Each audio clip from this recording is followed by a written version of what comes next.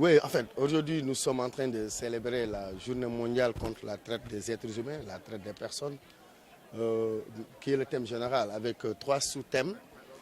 La traite, en fait, le travail domestique forcé, la mendicité forcée, la prostitution forcée. Tout cela, c'est des sortes de traites déguisées, c'est presque de l'esclavagisme. Aujourd'hui, si nous constatons le gouvernement américain, à travers l'USAID, à travers l'ONU-DC, qui est sa branche technique, développer donc des activités, finance des programmes de ce genre pour lutter contre cela, nous nous attendons à ce que le gouvernement du Sénégal puisse véritablement contribuer dans la mise en œuvre de ces projets.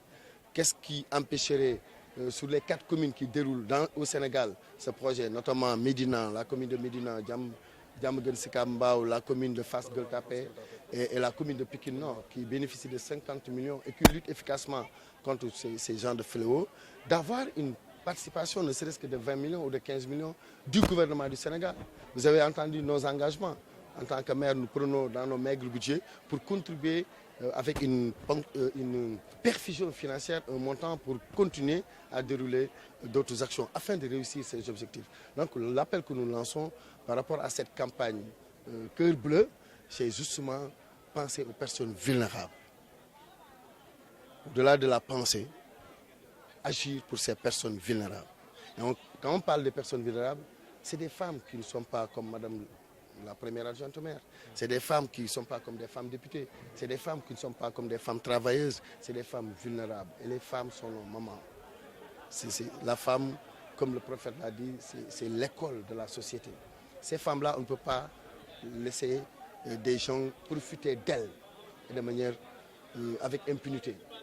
Il faut qu'il y ait des actions de correction, des actions de sévice contre ces personnes-là.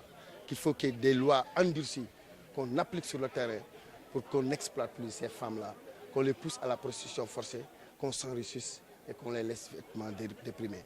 Les enfants, c'est également une catégorie d'enfants, de personnes vulnérables.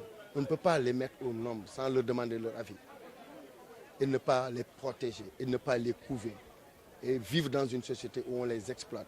On fait de la pédophilie, on fait de l'inceste là-dessus, on les force à mendier et exploiter le fruit de cette mendicité. Au vu aussi de tout le monde sans qu'il y ait répression véritable. Il y a une hésitation, il y a la loi qui est là, mais la mise en œuvre avec les décrets d'application tarde à venir. Donc je suis le maire qui appelle au gouvernement du Sénégal, au-delà de l'action d'appui financier que je leur demande pour participer dans ces projets des 4 communes, et ailleurs même, vers Kédougou, Kolda notamment, je leur demande véritablement à mettre en place l'exécution de ces lois-là en sortant les décrets d'application pour qu'on sache qu'ici au Sénégal, qu'on ne traite plus les gens. Les domestiques, c'est des humains qui se battent pour appuyer nos femmes dans nos maisons, pour faire le ménage, pour faire le linge, pour cuisiner parfois pour nous. Mais pourquoi on ne les traite pas comme des humains? Pourquoi ils n'ont pas de bulletin salaire? Pourquoi elles ne se soignent pas?